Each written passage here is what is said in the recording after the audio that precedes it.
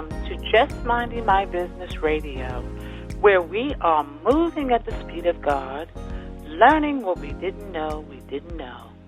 I'm your host, Ida Crawford. And I'm your co-host, Ruth Haskins. So grab a pen and paper and get ready for information that you can use.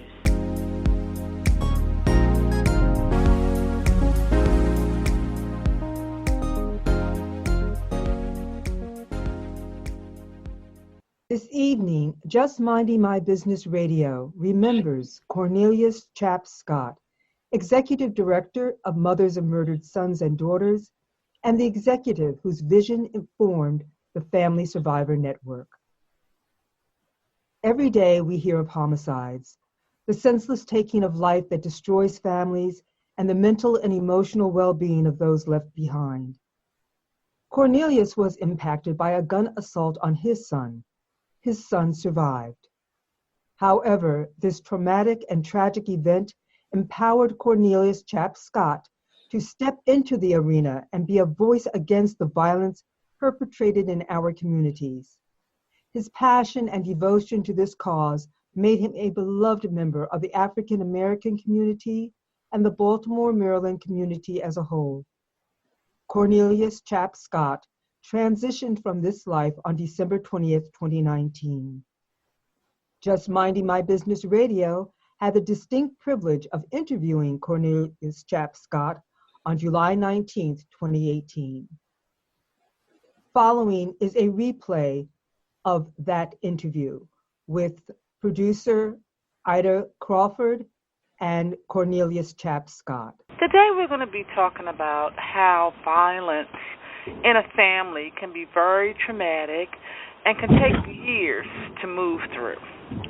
Coming to the mic today is Cornelius Scott, who was impacted by violence on August 3rd, 2014, when his son was a victim of a handgun assault. His son survived. However, this experience inspired Cornelius' passion, advocacy, and support for families impacted by such tragedy. Well, welcome to the show, Cornelius. I appreciate you coming by. Wonderful. Thank you so much for having me in the Sisters Circle. Well, tell us about your journey with what you do.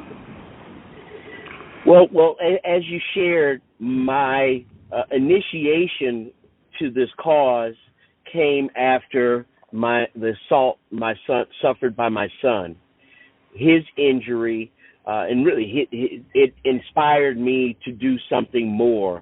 I remember standing in the hospital when I got to his particular room, and I saw that he was there and alive. I said to myself, "Thank you, God, and you don't have to tap my shoulder again. Once I get my feet on the ground, I will engage this issue with whatever resource I have." Yeah.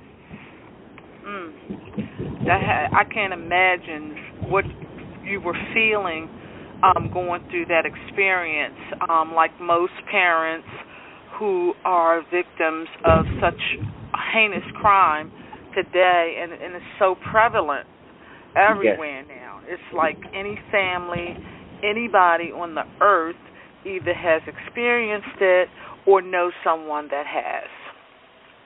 And the proliferation just seems to be growing. Today, in the field, we with our outreach, we encountered two young ladies, 21 years old, both of whom had the experience of losing. Well, one had lost a brother to homicide and a boyfriend, and the other had lost a father and a boyfriend to homicide. So this is 21-year-olds, and it is just all too common now, and it's something that we as a community have to look in the eyes. Absolutely. Well, to give you a little bit more background about Cornelius Scott, He's the executive whose vision has shaped the Family Survivor Network. Cornelius has over 25 years of professional training. He was the executive director for Mothers of Murdered Sons and Daughters, and he brought national attention to the organization, including mentions in the Christian Science Monitor, and developed the organization's model for survival support. So, without being said, we definitely know that you are very serious about the mission and very connected to it in more ways than one. So, tell us a little bit about the Family Survivor Network. Well, this Family Survivor Network really grew out of the experience and the learning that I gained after working for Mothers of Murdered Sons and Daughters United for four plus years. What I learned there in coming to an organization which was principally advocacy when I started was that the women, many of the women who were engaged in advocacy and many of the women who could not grow to advocacy, they shared the commonality of the need for a lifetime relationship with support. What I know, what I have learned in this space is that the murder of a child is a wound that really never heals. It is the type of situation where, you know, what someone feels is they feel they're in a better place today, but it doesn't necessarily mean that the next morning they'll wake up in that same better place. And so the idea with Family Survivor Network, as with moms, was to create a organization that would provide services to support this individual. Initially with moms, it was really focused on women, but now with Family Survivor Network, we are broadening our scope now to offer support services, support healing for families, the complete family. And so that's where we are today. Okay, so if anybody's listening that has gone through this trauma, what are some of the services that Family Survivor Network offers? Very good. So we offer peer-to-peer group counseling. We offer individual counseling. We also offer virtual counseling, in addition to some non-traditional healing as acupuncture, massage therapy, and even Reiki. And we're growing now to include some types of athletic, cardio types of activities as well for them. We are now beginning, because we came to this as a service provider for women, beginning to look at the types of services that we will provide in a broader scope for young people. As I look at what's available out there are very few service providers offering, again, this lifelong friend approach for youth who are out there who are suffering under the weight, the burden of their pains and their traumas related to homicide. We are doing some work now. I've been in contact with some folks and really collaborating with some folks from Johns Hopkins and other resources to develop a program specifically targeted for young people. Yes, because, you figured if something like this happens, the entire family is affected. The siblings, if they have children of their own, they're affected. Everybody is affected, so therefore everybody needs support. So I'm happy to hear that just to interject, and sort of punctuate that comment. So one of the outreaches we have is a podcast that we call Faithful Fridays, and we do it on Facebook, and we also share it on YouTube. One of this week's guests was an 8-year-old who lost his uncle to a homicide, and we talked, and there were a number of survivors, sister survivors in the room, 5 or 6 of them, and I said to him, I said, well, you know, what did this homicide do to your family from your perspective? I understand he was 5 years old when it happened. And he floored the entire room when he said, it tore my family apart.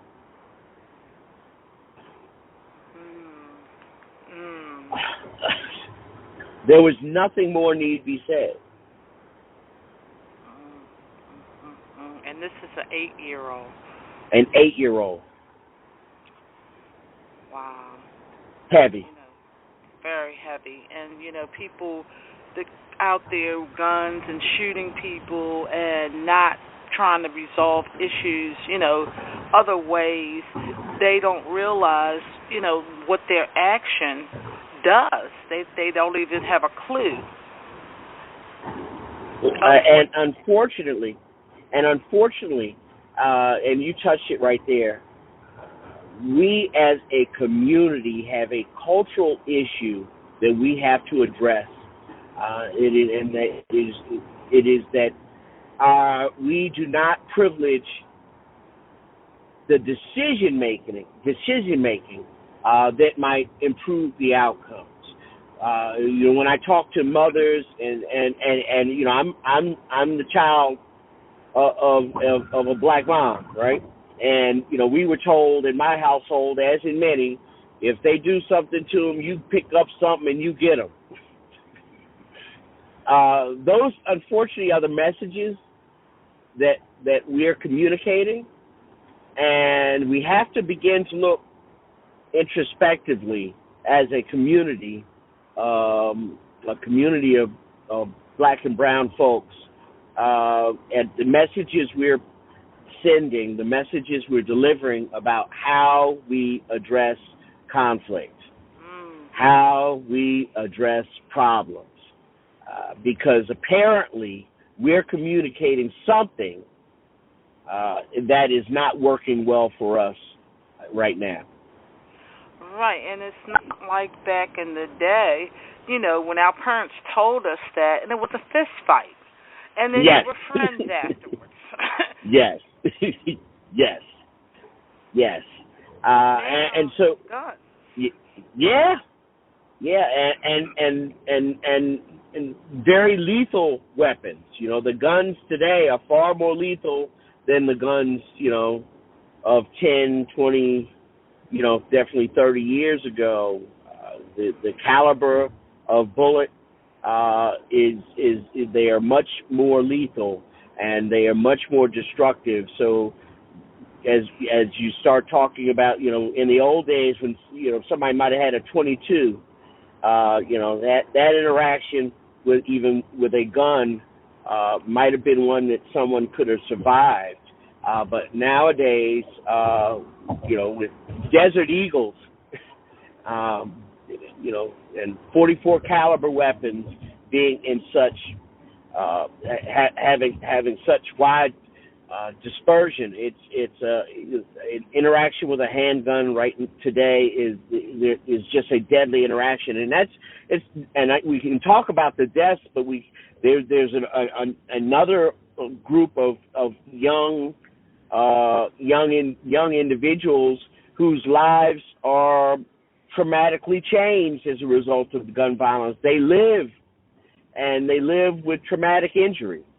And that's a whole nother discussion, of course, but in my work over these last 4 years, that has been another revelation for me when I interact with young people, you know, 17, 18, you know, up to 25 who are in wheelchairs. It's just devastation left behind as a result of poor decision making. But you know, there are a lot of dynamics involved in it. Absolutely, absolutely. So I heard you talk about decision making, which is a big part of this, because a lot of times, you know, dealing with conflict, you know, Mhm. I believe it should probably be a subject taught at the elementary school and up. It should probably be part of the conversation in school at every level. And I'm in total agreement with that. If there's and if the schools aren't going to do it, then we as a community have to do it. I've had discussions with folks in community centers and in churches and in community groups, and had these discussions. We just have to build up more capacity. Yet, and I've even had discussions with university presidents and said to them, wouldn't it be powerful if each one of our HBCUs, every incoming freshman class had to take some curriculum in mediation or conflict resolution, or how powerful would that be if at the end of every school year our HBCUs were sending home thousands of young people into communities that had this type of training. Compelling, right? Yes, it would make a total difference, and it should start, like I believe, it should start from the cradle. Yes. Pretty much, because yes. as people, you have to keep telling us stuff. We don't yes. always get it the first time. So being able to reiterate that concept over and over and over again will support our young people in living it. I agree. I mean, and we should do it if for no other reason, but to counter the messages that they are receiving in other places over and over and over. If you listen to radio on any given Friday night, right? You hear any number of songs that will suggest that violence would be the resolution to a conflict. Mm-hmm. And if you ask a young person to recite the lyrics of any one of their favorite songs, any number of those songs will reference violence again as a solution to a conflict. And that's a problem in and of itself, but I mean, without, sounding like, was her name Dolores P. Tucker, who in the mid 1980s went on a crusade against hip hop and the violent messages of hip hop, and without sounding like her, what I would suggest is that we as a community decide that we're going to counter those messages again by developing and engaging curriculums that would teach different messages. Absolutely. So before we go any further, if someone is in need of your support, how would they connect with you? Sure. They can reach us by email at Family Survivor Network, all one word, FAMILYSURVIVORNETWORK @gmail.com. Or they may reach me at 443-653-4908. Okay, so with somebody coming into your program, can you just give us sort of a little step-by-step process in terms Certainly. of how you work? Sure, certainly. The way our process works is that we receive an intake call. We ask for some basic information, name, phone number, email address. We inquire about the date that their child was taken, and then they have to, and then I take that information and I relay it to what we call a sister survivor, and that sister survivor will then reach out directly to that family and make a soft contact and say, hey, I've been through what you've been through. How are you doing? And very often that results in a 2-hour call, because the person gets the download with someone who's actually been through what they've been through, who's actually experienced what they've experienced. And that call generally comes, we generally try to get someone in contact, a survivor sister in contact with the individual, within hours, 2 hours, 2 to 8 hours is generally the contact window. Mm-hmm. Okay. And then that is followed up with a call from a licensed clinical social worker. And then that is then followed up with the scheduling, either a scheduled visit to their home, or it is then the opportunity is open for them to schedule their visit to peer-to-peer counseling or individual counseling or virtual counseling, whatever be the need. Mm-hmm. Okay. Because one of the things I wanted to ask you as well, and I think the virtual will probably be able to support this, is, that 24-hour coverage. Because a lot of times what happens in the midnight hours, people begin to go through stuff. Yes. But I'll tell you what I have seen happen. What happens is, generally, once there's a connection with one of our sister survivors, once that connection is made, that is a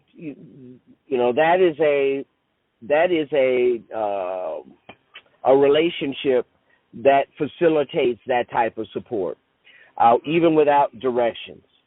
It just happens. It's organic. And often once they come to a support group, once they go to a peer-to-peer support group, relationships are established that go beyond the call of duty, that turn into someone being, showing up at your doorstep at a call, or someone, taking note that the next weekend is the remembrance for your child's homicide, or the birthday for the deceased child. And so those types of things happen really organically. It's something powerful and moving to watch. I tell people that God has given me such a beautiful front seat for healing, and I've just been so privileged by the experience. Mm-hmm. Absolutely, and I would think that would happen because I heard you mention that most of the people that are involved with the network that do the outreach have also been through the same thing. So they kind of, they all know what it feels like. Yes. Mm-hmm. Yes. There is a process, and we talk about going from pain, passion to purpose.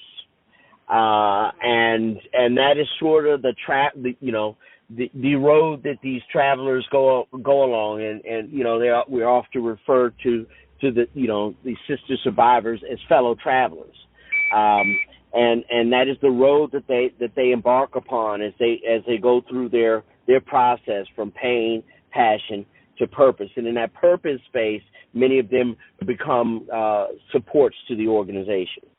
Mm-hmm. Absolutely.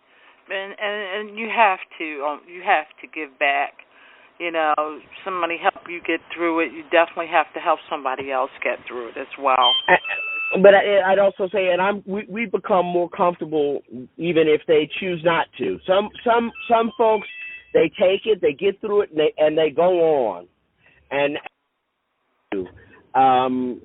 we just have we understand that everyone has a different role. Some folks take it and they're grateful for the healing they've got. And the blessing is that they can be stronger for their families and for their immediate loved ones. And if that's the case, then that too is paying passion to purpose. Yes, absolutely. A mother that can be more responsive to her to the surviving children, that's a beautiful thing. A father who can be a couple, a husband and wife that can find the space to love each other again and maintain their marriage, that too is paying a beautiful space for paying passion to purpose. Mm-hmm. Yes, because I'm sure it's all types of situations that happen.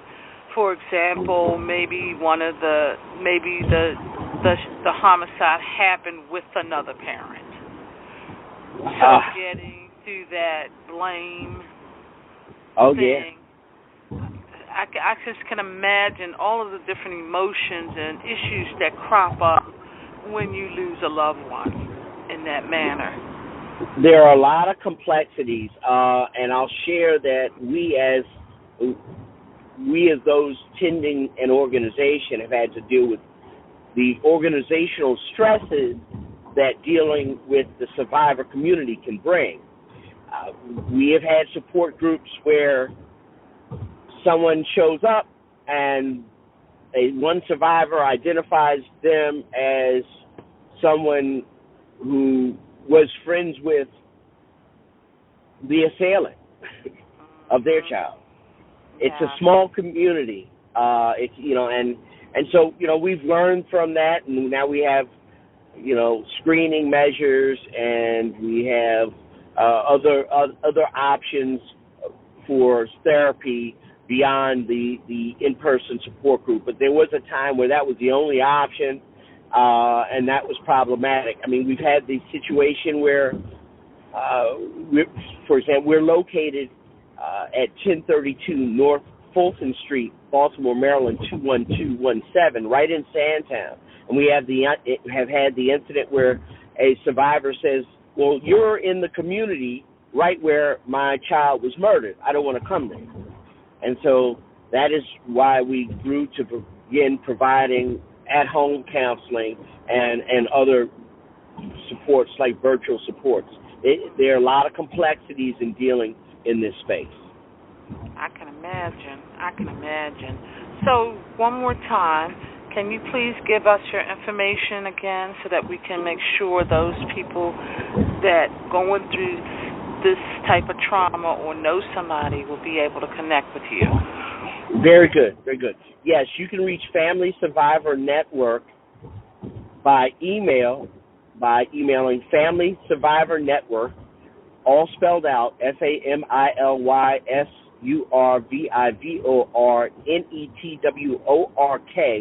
@gmail.com, or simply dialing 443-653-4908. And if you're not local to Baltimore, that's fine. We still have survivor sisters who make phone calls and outreach, and will help you identify if there is any support local to you. We have folks call us from all over the country. We receive calls from California, from Nevada, from St. Louis, from Chicago. New Orleans, major cities across this nation. This homicide, this community violence issue is everywhere. Yes, it's definitely global, for sure. Yes. It's definitely global. Now, I have one other question. Do you work with the churches? Very good. So right now, our organization, yes, we do. And we are partnered with Mount Pisgah CME, which is located at 1030 North Fulton Street, right at Fulton and Riggs in Sandtown, 21217. And the powerful minister there is a Reverend Patricia DeGraffenreid. They are partners in our outreach. And matter of fact, we have trainings that we do, which is another service we provide. We provide training for the pastoral community in how to work with survivors, what to say, what not to say, and how to interact with them from a secular perspective. You have to understand that in the wake of such a trauma as the murder of a child, some folks aren't too happy with God at that moment. Right. And approaching someone strictly from a theological perspective, that door is not always open. Sometimes that is the door that will go, that they're definitely not going to answer. That is the type of approach that is least received, or there's the least reception for. And so, learning some of the other tools that are not reliant on a theological perspective, it helps give more arrows for the quiver of one who is trying to be a support for someone in the wake of such a terrible, disastrous trauma.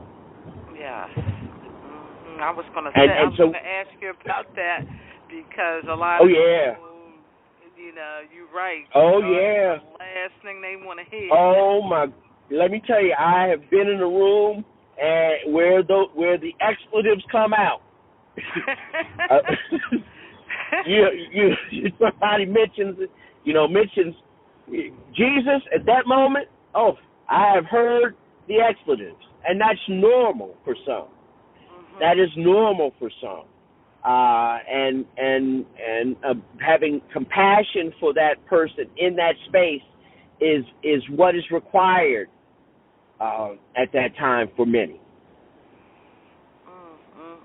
Yes, indeed. Well, I am so grateful that you said yes, because this information is very, very important because of the world that we live in today. Yes. Having somewhere where you can be supported if you're going through this type of trauma, and not feeling. It's a critical need. Yes, it's definitely a critical need. Mm-hmm. And no judgment. The judgment piece is, and that's another, the fallacy, the big fallacy, and what we talk about sometimes is the big lie. The big lies, and many survivors will respond to this question, what is the big lie, in different ways. But the big lie can be, for example, that my child was involved in illicit activity. That's one of the big lies. Another big lie, that child did not come from a family that loved them. Mm-hmm. Or another big lie, that my child deserved what they got. Those are some of the stigmas that survivors suffer through. Yeah. Particularly in our community, I've heard folks say, where was he or she murdered? and those are the questions that lead to, they were where they weren't supposed to be. That's it. They're looking for a reason. Why? Looking for that reason. And that those types of questions, that type of inquiry, those types of questions, they really lend themselves to alienation and towards the rejection of someone at a very, very at a time where someone is in a very tough, very, very hurt space, and those things are not things that we'd recommend one say. One of the things if you're going to say anything, another one is to say, I understand. And Right. I'll share with you a response that I once heard. To someone even saying something as simple as, "Well, they're in a better place now." And I heard that one. and let me tell you, this survivor turned to that woman and said, "Well, when are you sending yours?" Right, exactly. Nobody wants to hear that, for sure. No. And, no. I like that you pointed out the lies, because now we know that it doesn't matter where you are. No. The schools, the church, the movie theater, Walmart. It's happening everywhere. Yes. At any given time. Yes. Yes. And what do you sacrifice by having compassion for a person whose child has been murdered, no matter the case? Right. Exactly. What have you sacrificed? What have you sacrificed? What have you given up? All you have done is to take the time to look someone's hurt eye to eye.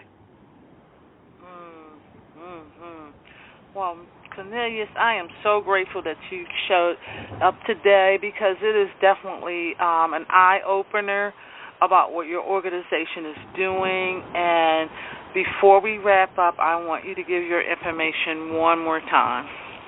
Certainly. We can be reached by email at FamilySurvivorNetwork@gmail.com. And that's all spelled out, no spaces.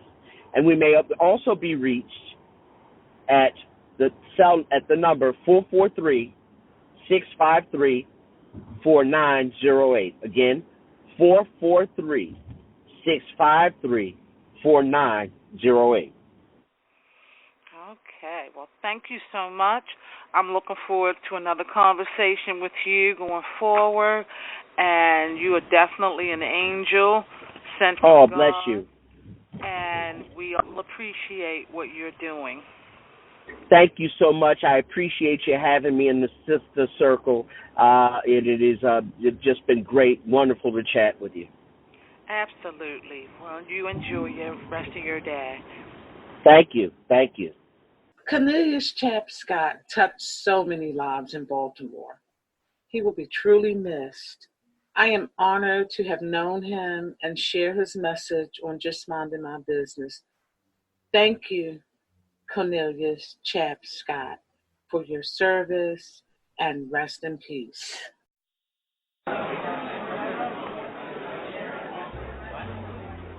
Word on the street says there's something new at Just Minding My Business Media. You've heard our podcast, Just Minding My Business Radio, that brings news and views you can use. That airs every Thursday at 6 p.m. on iHeartRadio, iTunes, YouTube, Spotify, and Spreaker. Well, now you can watch Just Minding My Business. That's right, Just Minding My Business Media now has a TV presence on Raven International TV Network, broadcast on Roku, Fire, and Apple TV. Your business, through Just Minding My Business Media, has exposure on internet radio, major social media platforms, and now TV, through Just Minding My Business dynamic digital marketing platform. Don't listen to the word on the street. Hear it for yourself. Visit jmb.asistercircle.org to learn how you can take your business, your vision, to the next level. Thank you to the amazing women of A Sister Circle Empowerment Network, ASCEN LLC, and our media partners. Let Just Minding My Business Media promote your business. For information, visit us at jmb.asistercircle.org. That's jmb.asistercircle.org. Voiceovers by RCH VoiceWorks, for when you want to be heard. Call 443-620-4115.